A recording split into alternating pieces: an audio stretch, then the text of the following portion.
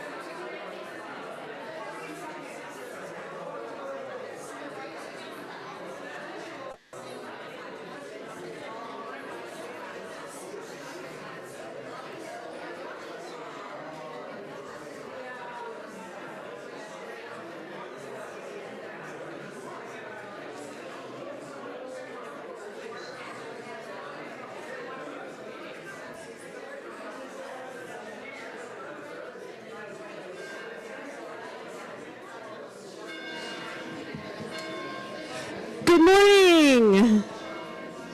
Welcome to Namakwa.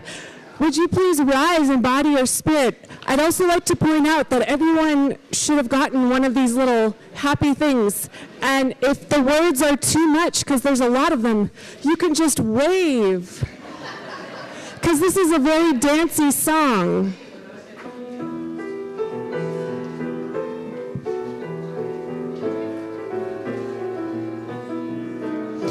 For each child that's born, a morning star rises and sings to the universe who we are. For each child that's born, a morning star rises and sings to the universe who we are. We are our grandmother's prayers, and we are our grandfather's dreamings. We are the breath of the ancestors. We are the Spirit of God, mothers of courage and fathers of time. We are daughters of dust and sons of great visions. We're sisters of mercy and brothers of love. We are lovers of life and builders of nations. We're seekers of truth and keepers of faith. We are makers of peace and the wisdom of ages. We are our grandmother's prayers. We are our grandfather's dreamings. We are the breath of our ancestors. We are the Spirit of God. For each child that's born, a morning star rises and sings to the universe who we are. That's born, a morning star rises and sings to the universe who we are.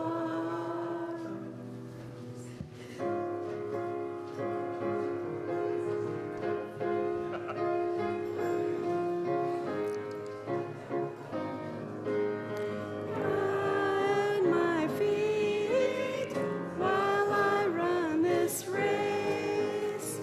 Guide my feet while I run this race. Guide my feet while I run this race. For I don't want to run this race in vain. Hold my hand while I run this race.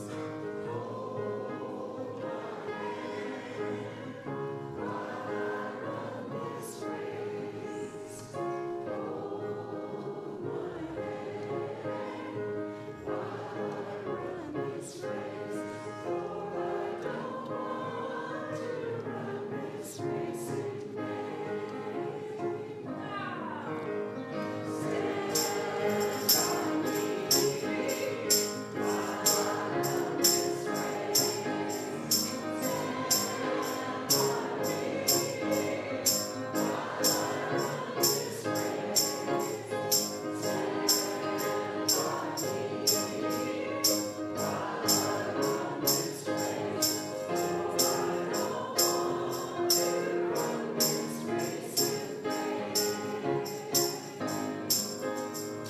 Stand by while I run this race. Search my heart while I run this race.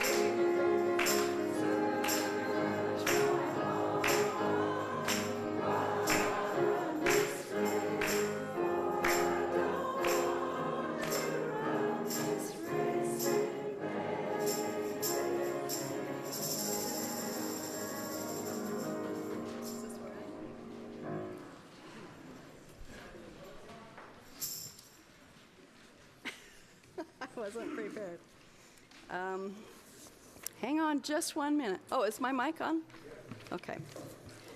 All right. Sorry, I've got too many papers here. We are happy you are here.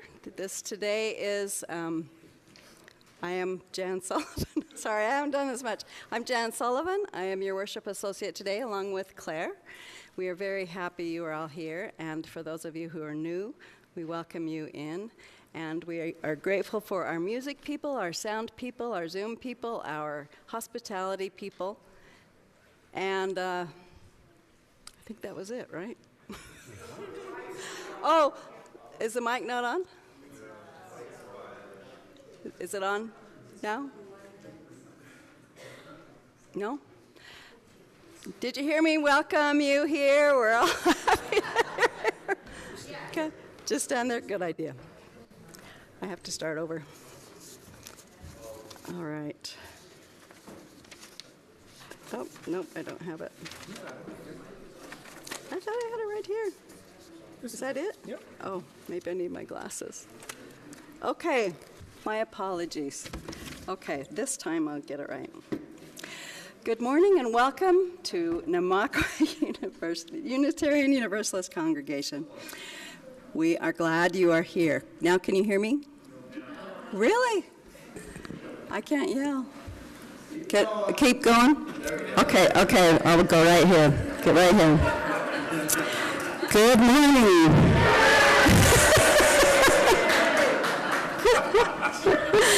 Oh my goodness.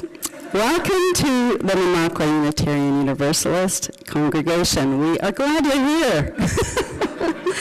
My name is Jan Sullivan, and I will be leading the worship today along with Claire.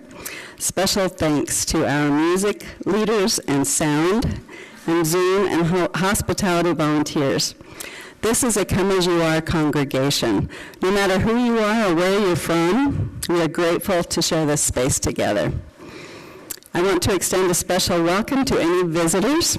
We would love to stay connected, so please sign up for our communications at the main entrance. And there are announcements on the back of your programs if you want to please look at those so you can see if you'd like to join in anything. We have a lot of fun things going on.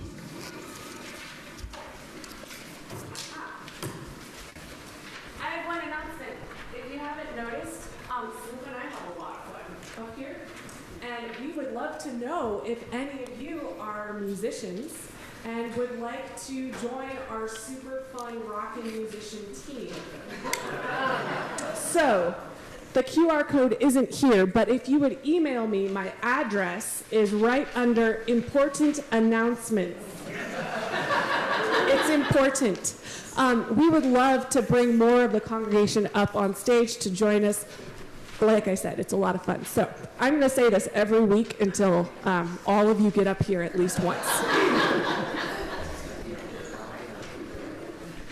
Namakwa works to radiate love, peace, and justice into our community and our greater world.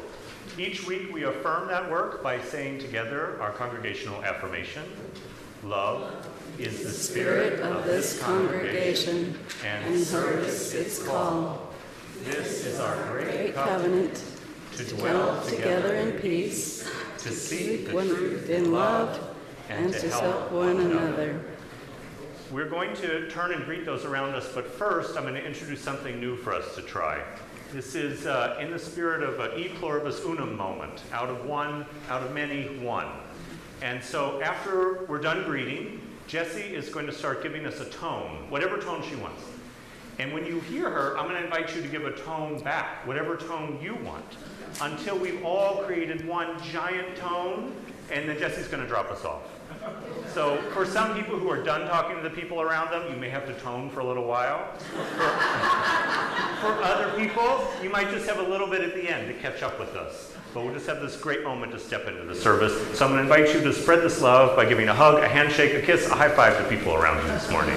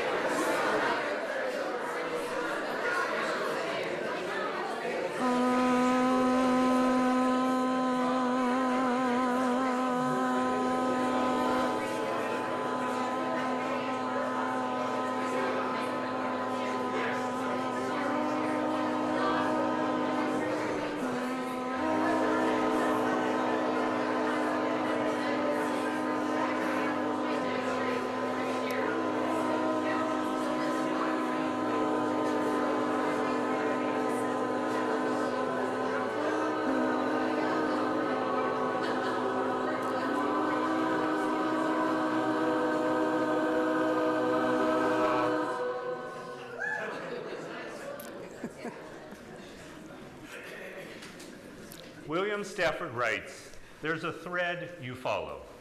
It goes among things that change, but it doesn't change. People wonder about what you're pursuing. You have to explain about the thread, but it's hard for others to see. While you hold it, you can't get lost. Tragedies happen, people get hurt or die, and you suffer and get old. Nothing you do can stop time's unfolding, but you don't ever let go of the thread." We come together this morning to look back over the past 250 years, to follow their threads into this moment. Some are beautiful, some are curious, some are shameful, and some we just don't understand. Progress draws us forward, reminds us that where we have been is only part of who we are, only part of who we will be. Progress reminds us to look at the whole picture, not just what's easy to see. May this flame light the past, warm the present, and guide our future into a new birth of freedom.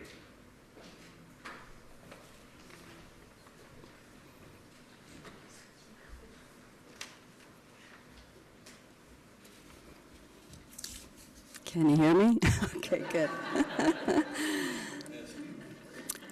I know many of you here are braver than I am in this regard, but I don't talk much about religion or politics with my family, my sisters and all my siblings, my parents.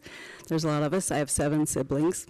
All of them are different degrees of conservative. I'm the only liberal, and so we just kind of avoid that. There has been a few occasions when a hot topic will come up.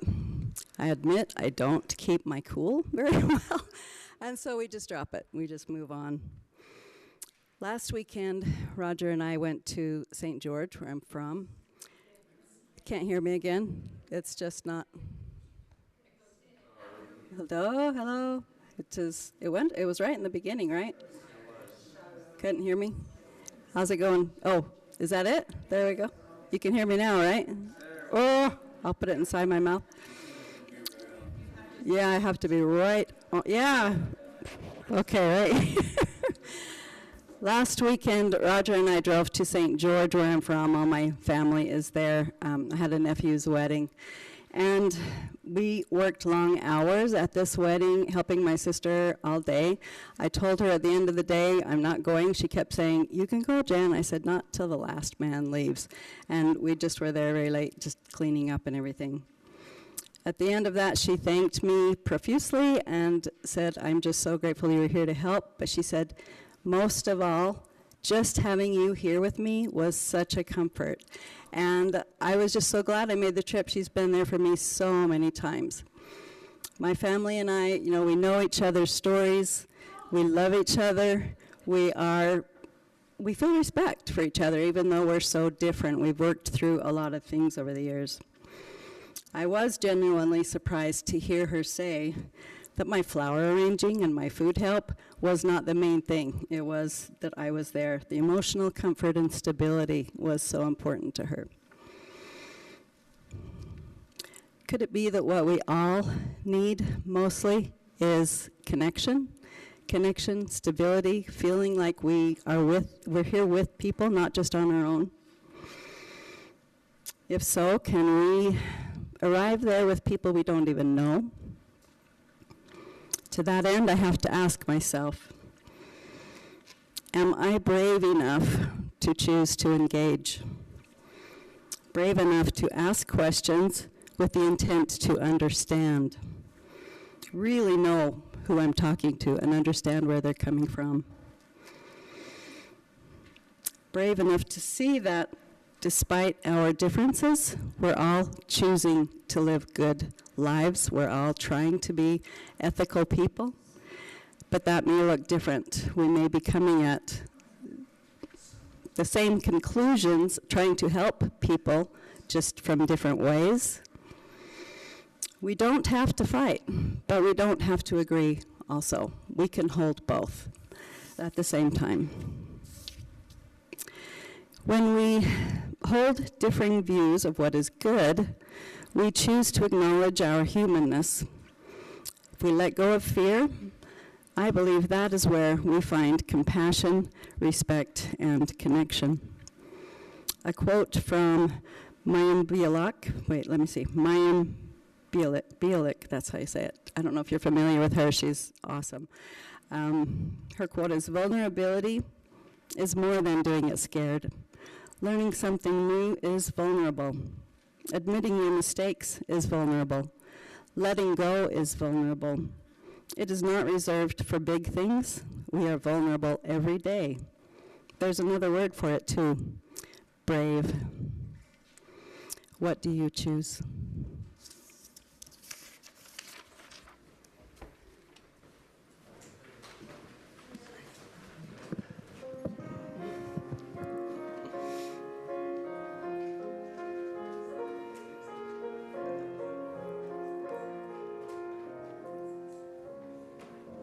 We are one in spirit, we are one in the light, we are one in the spirit, we are one in the light, and we'll stand with each other through all grief and all delight, and they'll know we stand with them by our love, yes, they'll know we stand with them by our love.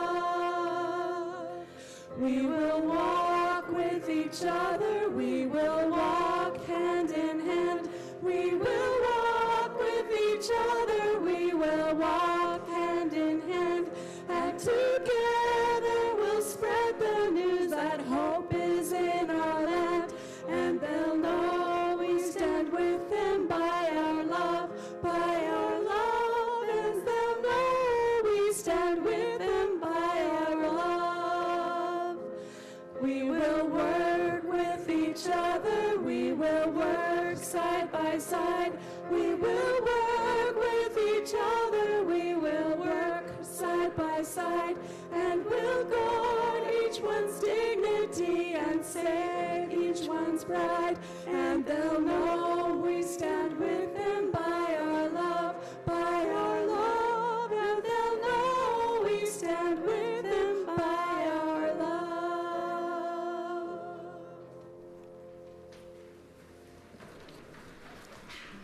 If there are any kiddos that could see better, by coming up front, you're very welcome to.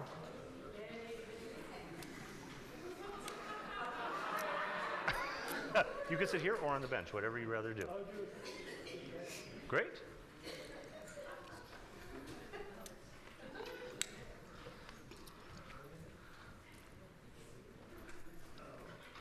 Okay, great. This book is called Judgy Bunny and the Terrible Day at the Beach. And on the front, we see a bunny who's looking not very happy, surrounded by a seagull and an ice cream cone and even a beach ball. There's the bunny on the beach, and she says, "Too hot." And there she is looking up at the sun and a hot air balloon and a beautiful sky, and she says, "Bad." There she is looking at all the wonderful things in the ocean, and she says, "Yuck." And she's looking at a huge sandcastle taller than her and says, "Anyone can make that." There's a kite, and she says, "By far the worst kite I've seen in my whole entire life." And there are a bunch of other bunnies eating ice cream and playing, and she says, "Not invited." Bonk! There she is, getting hit in the head by a giant beach ball. "Why must you be so round?" she yells at the beach ball. And there she is looking out over all the other bunnies playing at the beach and says, "Boring, I'm going home." And then a bunny comes up with the beach ball and says, "Hey, sorry I bonked you with my ball. Come join the party." And she turns her back and says, "I can't, I wasn't invited." And then she's being drugged to play with the other bunnies and says, "Uh-oh." And there she's looking at the sandcastle, a mess. She says, "Not good. The kite flying away, just as I thought. Her ice cream cone melting, awful. Bonk!" She gets hit by another beach ball. And she yells, "Seriously, why must you be so round?" And then, pop, there she is looking scared and kind of sad at the deflated beach ball on the beach and says, well, this doesn't feel great. And one of the bunnies comes up with a rainbow ice cream cone and says, here, and hands it to her. And she says, but I popped your beach ball. And the bunny says, it's okay, we got plenty of beach balls. And she's holding the ice cream and says, why are you being so nice to me? And the other bunny says, well, I try to be nice to everybody. And holding the ice cream, she says, well, you should know I highly dislike ice cream. And the other bunny says, that's cool. And she says, but what if you just haven't tried the right flavor yet? Just try it. And she says, if I do, will you go away? And the bunny says, maybe. And there she is eating the entire ice cream cone in one bite. And she says, well, it's just too cold. But not terrible. And there she is eating the cone of the ice cream. Where did that nice bunny go? She says, looking around. And there is an even bigger beach ball. And the other bunny says, see, another beach ball. And the grumpy bunny says, okay, maybe everything isn't always the worst.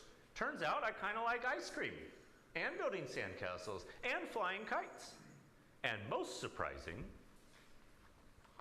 boogie boarding. And there's the bunny hitting a giant wave on the boogie board. Bonk, she gets hit in the head again. And she says, but this ball is still too round. That's the end. On ways to make a little tunnel.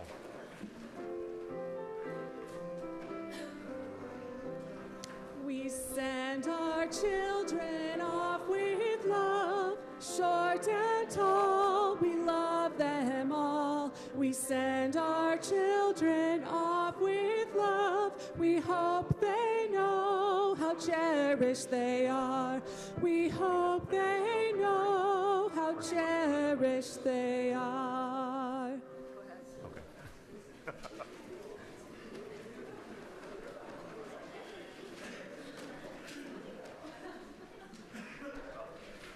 The work that Namakwa does extends beyond our doors, and multiple times a year, we have a half plate that we share.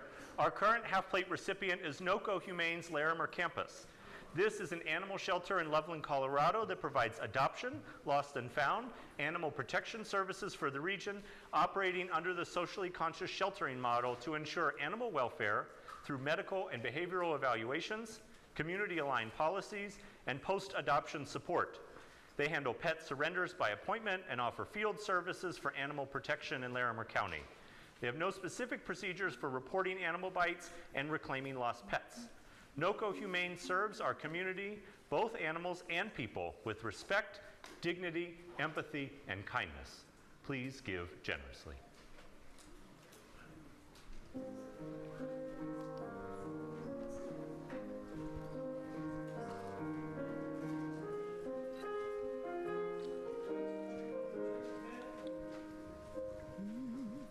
Brothers, let us come together, walking in the Spirit. There's much to be done. We will come reaching out from our comforts, and they will know us by our love. Sisters, we were made for kindness. We can pierce the darkness as light shines through us. We will come reaching with a song of healing, and they will know us by our love. The time is now. Come, church, arise. Reach with love's hand. See with love's eyes. Bind it around you. Never let it leave you. And they will know us by our love.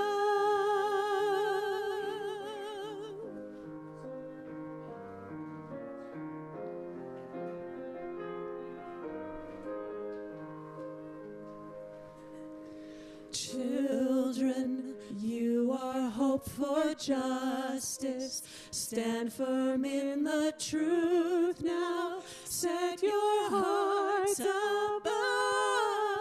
You will be reaching long after we're gone, and they will know you by your love. The time is now. Come, church, arise. Light with love's hands. See with love's eyes. Bind it around you. Let it never leave you.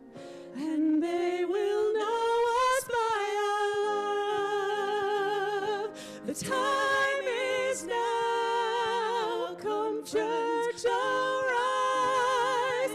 Reach with love's hands. See with love's eyes. Bind it around you. Let it never leave you. And they will know us by our love.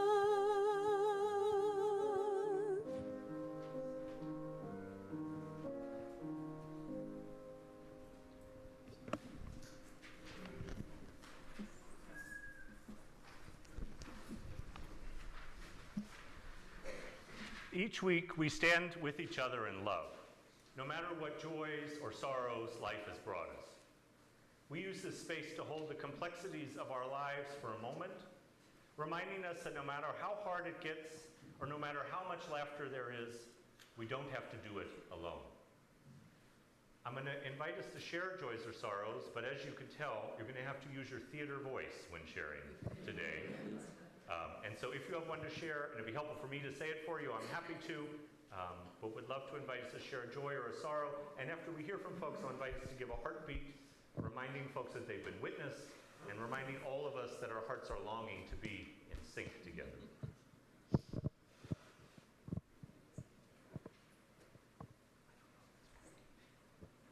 Is this on?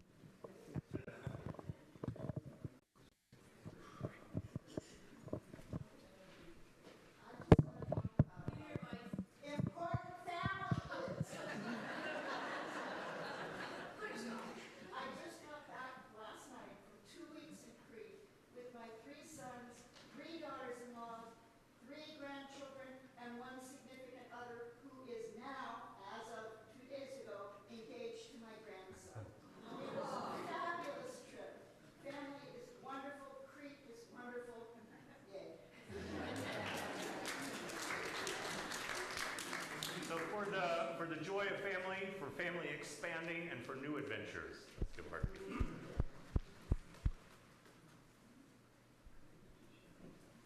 I just asked for prayers. My friend Marta and my friend Brandon separately have both lost their jobs in the last 2 weeks unexpectedly. And so just prayers for everyone who is looking for work and struggling with unemployment.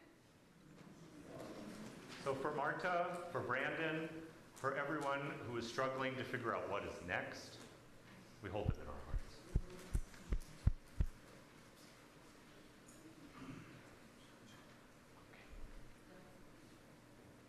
My seat partner here, Lainey, has a birthday today.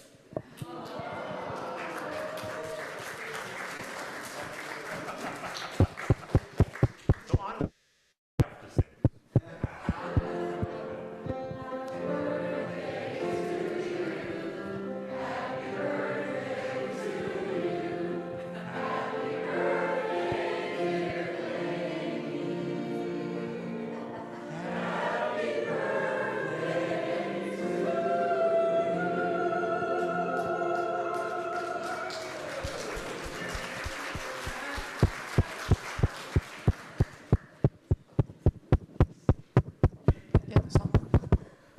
We're getting something, so let's try it.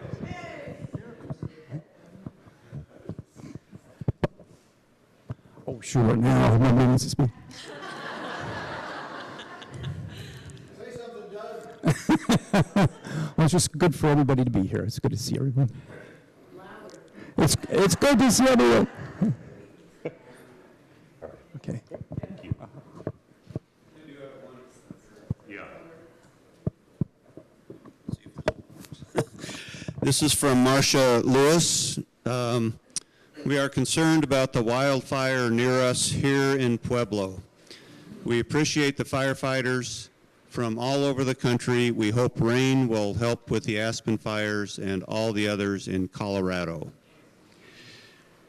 So with hope for safety for all those putting their lives on the line to protect us, for safety for our friends John and Marcia, and for everyone who's suffering this fire right next to it and breathing the smoke every day, that we will continue to work toward climate justice to solve these problems in our world. Let's give a heartbeat.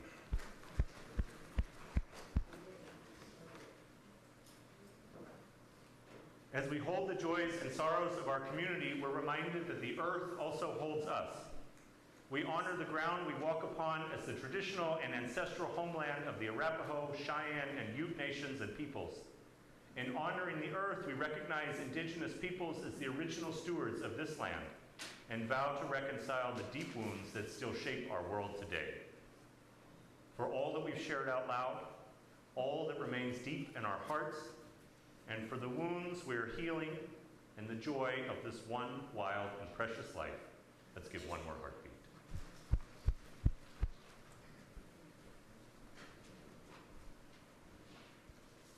I'm going to invite us into a moment of meditation, however that feels good for you, to be comfortable in your seat.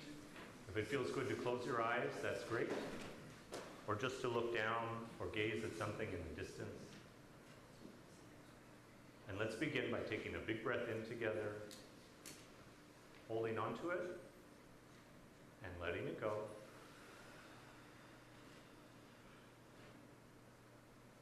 Another breath, even deeper this time, holding on to it and letting it go.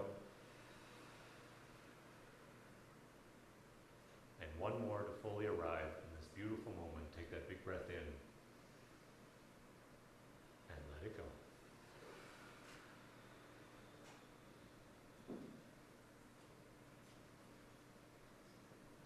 We are oftentimes doing the work of finding ways to love other people, to love our world, and to do the work of justice and caring in it.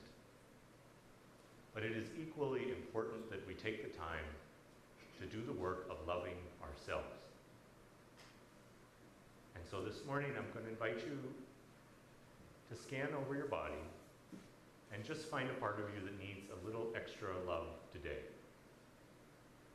Starting with your feet and your ankles, your knees and your thighs, your hips and your lower back, your chest and your heart, your shoulders down to your elbows and your fingertips,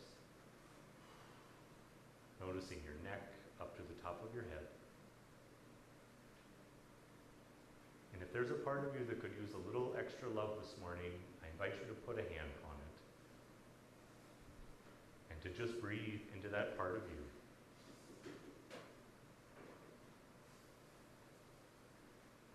And on your next breath in, I invite you to say to yourself, I love you, I love you, I love you. Take that big breath in. And let it go. One more time, whispering to yourself, I love you, I love you, I love you. Take that big breath in and let it go.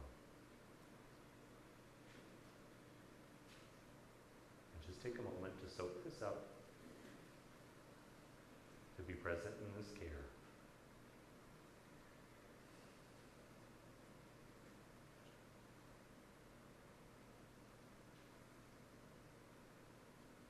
Take one more big breath in together. And as you let it go, let your eyes flutter open, coming back.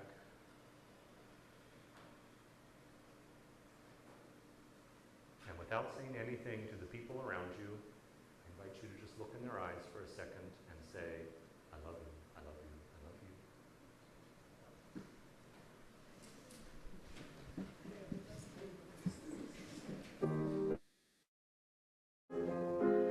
I invite you to remain seated, but you can move your body.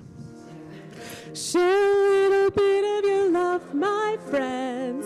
Share a little bit of your love. Share a little bit of your love, my friends, and it will come back to where it began. Share a little bit of your love, my friends. Share a little bit of your love. Share a little bit of your love, my friends, and it will come back to where it began. And watch it grow. Watch it grow. Watch it grow. Watch it grow. Touches every life. Ooh. Help it grow. Help it grow. Help it grow. Help it grow. Help it grow by only reaching out for somebody's hand.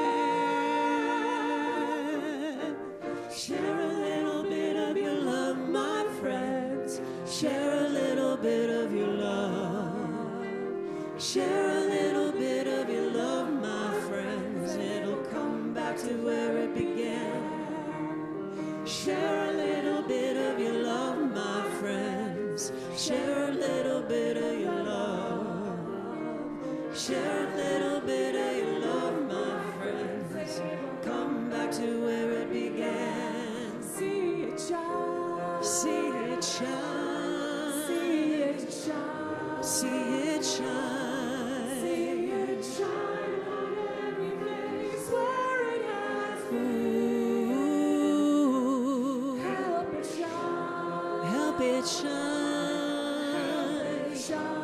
Help it shine. Shine on everybody again.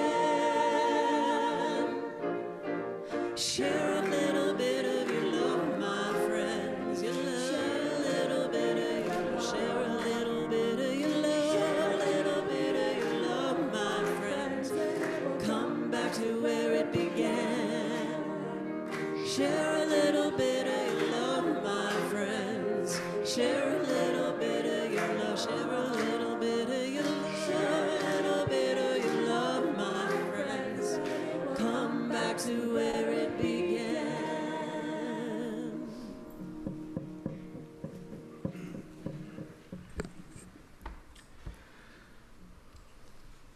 A month ago today, the warmongers in the Pentagon decided to reduce the number of officially recognized religious groups from over 200 to just 31. By trimming their list, the Pentagon argued they were better prepared for combat because military chaplains wouldn't have to look at the diversity of their units, just the main denominations. These wolves in sheep's clothing fanatics in military uniforms have only one faith worth focusing on. Of course, main denominations here reads Christian. Of the 31 remaining designations, 21 begin with the word Christian. Strangely, left out of that group are the Church of Latter-day Saints, but because we know they're all in for Jesus, I'm going to lump them in. That means 71% of religious designations in the U.S. military are now available to Christians. Historians and recent polling show us this imagined prominence of Christianity is coming at a time when we have the most religious diversity and the least religious affiliation in our history. At the Pentagon, the remaining 10 designations, just 29% of what's available, include all the other faiths of the world, as well as atheists and the incredibly specific category of other, which Unitarian Universalists in the military now have to identify with. It's only a matter of time before prisons and the census and other official metrics limit religious options that boil down to Christian and other. The in-group, out-group mentality is strong and perfectly aligned with the intransigency of this administration. As you heard a few weeks ago, othering is a powerful tool of oppression and fascism. It reduces complexity and beauty to something that is different, definable by what it is not. And to be fair, free thinkers and seekers are often defined by what we are not. We are not Christian. We are not sure of all the answers. We are not forced to believe the same thing. we are also so much more, because we're willing to look at the bigger context of a situation, to see it more fully from multiple perspectives, to follow the threads. That's our strength. And it's becoming more and more rare in a time when people don't have interest or the skills to look beyond quippy quotes. We're into complexity, and we've been doing it for a long time. And here's something complex to remember as we look back on 250 years of American history. Liberal religious thought has been led by Unitarians and Universalists since before the founding. A quick glance at history reminds us of the liberal religion we are today, coming from a long line of progressive Christian theologians who began by arguing that there was no Trinity, making them the Unitarians, and the other spiritual leaders who taught that salvation was available to everyone, not just the Christians. Those were the Universalists. These two factions of the Christian tradition gained steam throughout our history as a nation and were so popular after the founding that in 1822, Thomas Jefferson wrote to a friend saying, "I trust there's not a young man living in the US who will not die a Unitarian." Of course, the religious fervor didn't take off in the way some of our founding fathers and mothers had hoped. Conservative Calvinist voices took over the American religious landscape, and we were left to be others, fighting for the abolition of slavery and the importance of women's places at every table. Theodore Parker is one of the best-known Unitarian voices of this time. A minister in Massachusetts before the Civil War, Parker is known today for his work to abolish slavery, which included his advocacy for the rights of slaves to kill their captors in the quest for freedom. His public ministry and private contributions to abolitionists like John Brown led to his arrest and imprisonment. Parker was making the case for progress in America when he argued before the Massachusetts Anti-Slavery Convention by saying, "I do not pretend to understand the moral universe. The arc is a long one. My eye reaches but little ways. I cannot calculate the curve and complete the figure of the experience by sight. I can divine it by conscience. And from what I see, I am sure that it bends toward justice." 110 years later, another progressive minister, Dr. Martin Luther King Jr., intoned at the National Cathedral an update on Parker's words. "We shall overcome, because the arc of the moral universe is long, but it bends toward justice." Martin Luther King's quote is powerful, but when we put it in its context, it takes on a new life. When we realize that he had studied Parker and looked to his words for inspiration, we can see King as part of a much larger tradition, fighting to abolish slavery of all kinds. Parker's commitment to love is threaded throughout our history. King's words become richer and more thoughtful than a single quippy quote worth remembering. There was another less famous abolitionist minister at the time whose words traveled around the world before making an impact in the US. Aidan Bayou was both a Unitarian and a Universalist minister whose writing found its way across the world and somehow onto the desk of Leo Tolstoy. Often seen as one of the greatest writers, Tolstoy was frequently asked whose writing from America he was interested in. And Tolstoy responded over and over again, Bayou. This unrecognized minister was known for his reading of the Gospel of Matthew, and especially the 5th chapter, where Jesus orders his disciples to offer no violent resistance to those who do evil. Bayou used this passage to write many treatises on the power of nonviolence, which he called the law of non-resistance.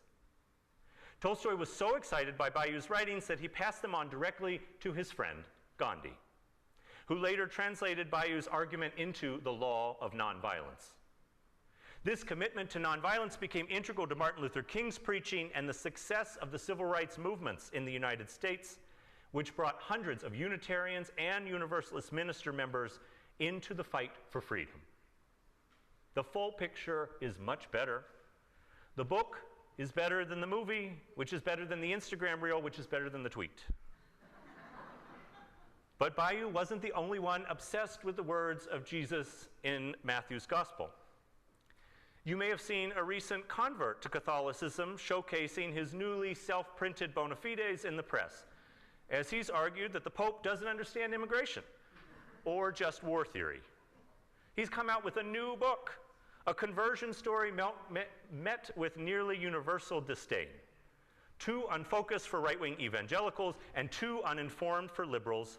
One of my favorite reviews came from a very traditional conservative writer, Kevin Williamson, who said, quote, "I have never in my lifetime seen a public man work so assiduously to prepare himself for a place in hell."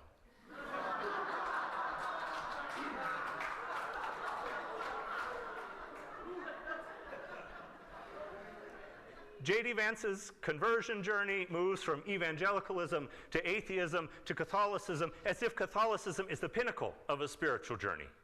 But the cover of his book inexplicably features a long and winding road leading to a backlit Methodist church. Tucked on the center of the first page from Jesus in the King James Version is a quote from the Gospel of Matthew, "By their fruits ye shall know them."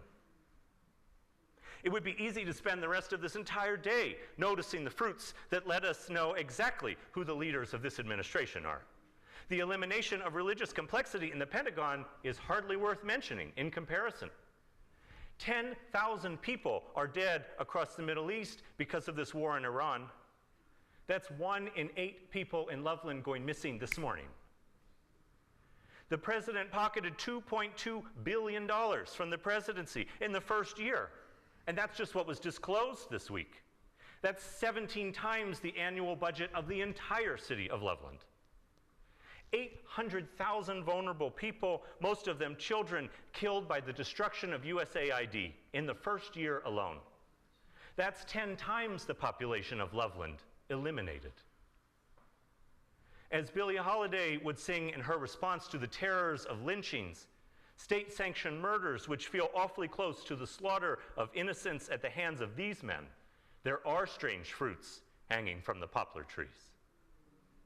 And they're exactly the kind of fruits Jesus was talking about. We just have to look one paragraph before and one paragraph after Vance's line. It just takes a bit of context to hear Jesus speaking to his disciples. He says, "Beware of false prophets, who come to you in sheep's clothing, but inwardly are ravenous wolves. You will know them by their fruits. Are grapes gathered from thorns or figs and thistles? In the same way, every good tree bears good fruit, but the bad tree bears bad fruit. A good tree cannot bear good fruit, nor can a bad tree bear good fruit. Every tree that does not bear good fruit will be cut down and thrown into the fire. Thus, you will know them by their fruits." The ravenous wolves today are white men in suits who have declared themselves the leaders of the evangelical movement in political speech after political speech. Their supporters turn to them for guidance and are given cheap political ploys that only undermine their own humanity. No matter how hard their followers try to pick the fruits of these trees, they are pricked with thorns and thistles, robbed of the dignity worth living with wages and health care and the basic safety that we all need to survive. Jesus tells his followers that these trees will be cut down and thrown into the fire. But we know that the fires of history will burn brightly with the millions of pages of files capturing corruption and lawlessness. Right after Vance's dedication phrase, Jesus goes on to say, "Not everyone who says to me, 'Lord, Lord,' will enter the kingdom of heaven, but only those who do the will of my Father in heaven. On that day, many will say to me, 'Lord, Lord, did we not prophesy in your name, cast out demons in your name, and do many mighty works in your name?' Then I will declare to them, 'I never knew you.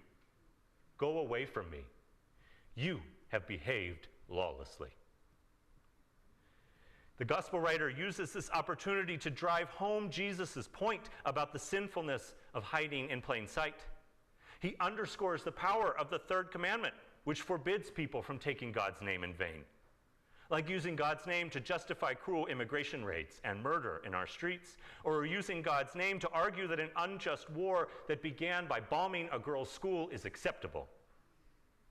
I found myself moved in reading the end of this passage, where God looks into their eyes and he says, "I don't know who you are. You've broken my law." And God, that just felt good.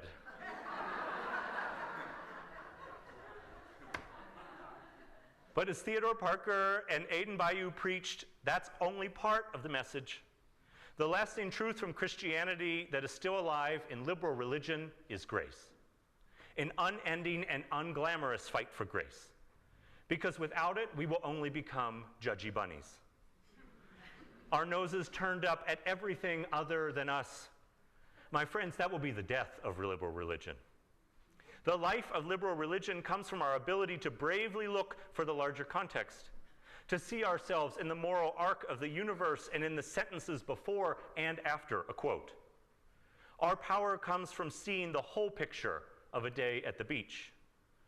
We may be surrounded by judgy bunnies, scoffing at the joy of our curiosity, laughing at humility, rolling their eyes at our commitment to loving each and every person, but still, we must never become them. Unitarian Universalism grew out of the Christian tradition, and we've taken the best parts of it to create something new. A living tradition, full of grace, that continues to see the big picture, no matter how small our leaders may be. No matter how vulnerable they try and make us by calling us other, we are loud and proud of who we are and how we love in the world. Our fight is to be another kind of church, not defined by what we are not, but by who we are and what we do. Leo Tolstoy knew this. Inspired by Bayou's words, he wrote that there are two types of churches which represent two principles fundamentally opposed and antagonistic to one another. One represents pride, violence, self-assertion, stagnation, and death. The other, meekness, penitence, humility, progress, and life. We cannot serve these two masters, he says. We must choose between them.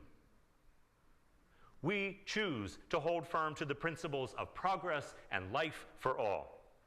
To not give up spiritual and moral leadership to the least qualified and the most self-serving. Spiritual and moral leadership are too powerful to cede to cheap hucksters. Instead of shrinking away, we affirm our place in this history. So today, I'm inviting us all to do a bit more reading, listening, and learning, to look for the full context of ourselves and for the 250 years in this country. In his 1850 speech, The American Idea, Theodore Parker wrote, "There is what I call the American idea, a democracy that is a government of all the people, by all the people, for all the people. A course, a government after the principles of eternal justice and the unchanging law of God." A few years later, standing on the scorched earth of Gettysburg, Abraham Lincoln chose to echo Parker's words when he said that this nation, under God, shall have a new birth of freedom, and that government of the people, by the people, for the people, shall not perish from the earth. The full context of liberal religion and the echoes of our leaders still ring true today. There are threads of truth that we cling to. A democracy by all people, for all people, is just as precarious today as it was for Parker and Lincoln. Those threads remind us of the unfinished business of democracy and the hopes of the last 250 years. They strike me as I look out at you all this morning, showing up together to exercise the freedom of religion and our embrace of anyone who is told that they are other. The same threads come to life for me each time I walk into a prison and look into the eyes of people searching for deeper meaning and context than evangelical Christianity can offer. Our country and our faith are born over and over again each day. The complicated past is alive in us as we build our future hand in hand. May we continue to give each other grace, to see the full picture, to follow the threads of love. History will know us by our fruits. Will you stand and sing with?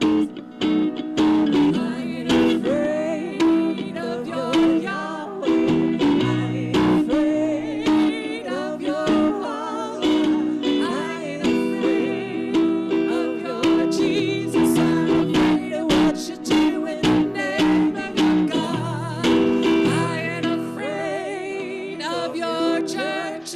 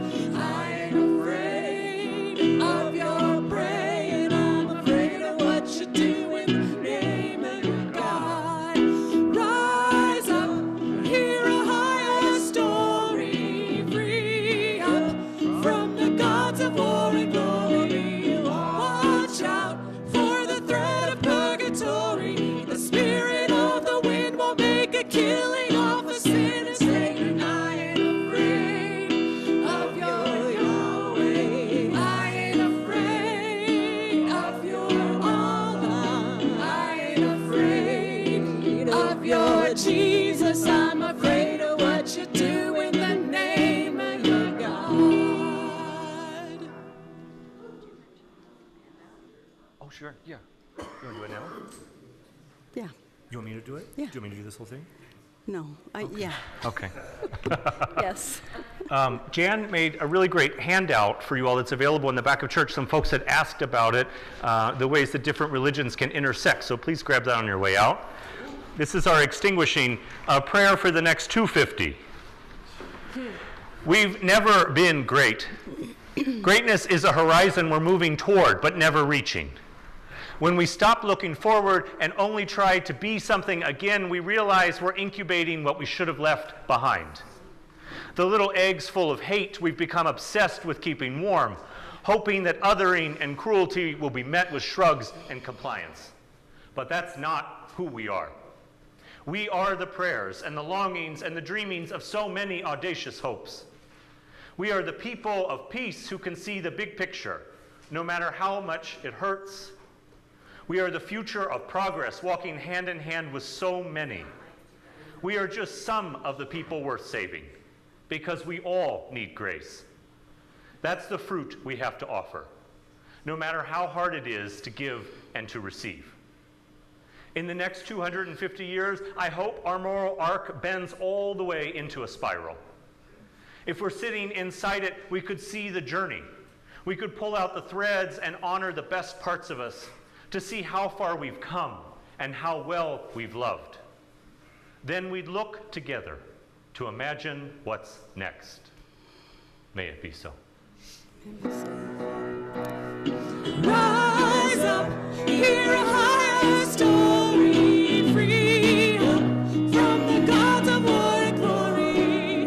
Watch out for the threat of purgatory. The spirit of the wind won't make a killing off a sin and Satan. I ain't afraid of your Yahweh. I ain't afraid of your Allah. I ain't afraid of your Jesus. I'm afraid of what you do in the name of your God.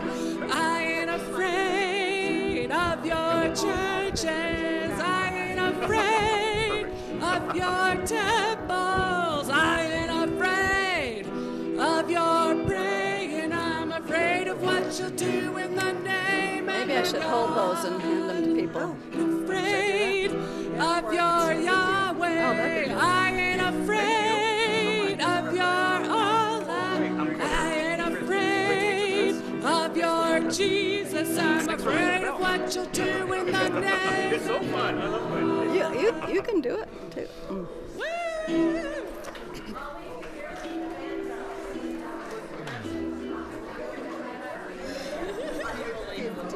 Okay. Because I thought, No, that's great. No, that's every. And there's couples that don't need them. Good job, Dave. Yeah, thanks. Hi, would you like one of these?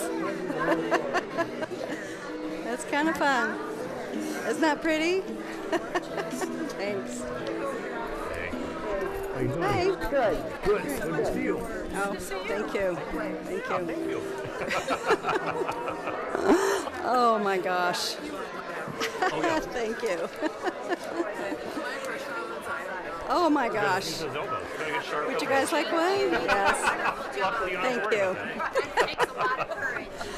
Yeah, it does. So I try. Thanks. Yeah, me too. Yeah. She's just so good. She's got so many hits.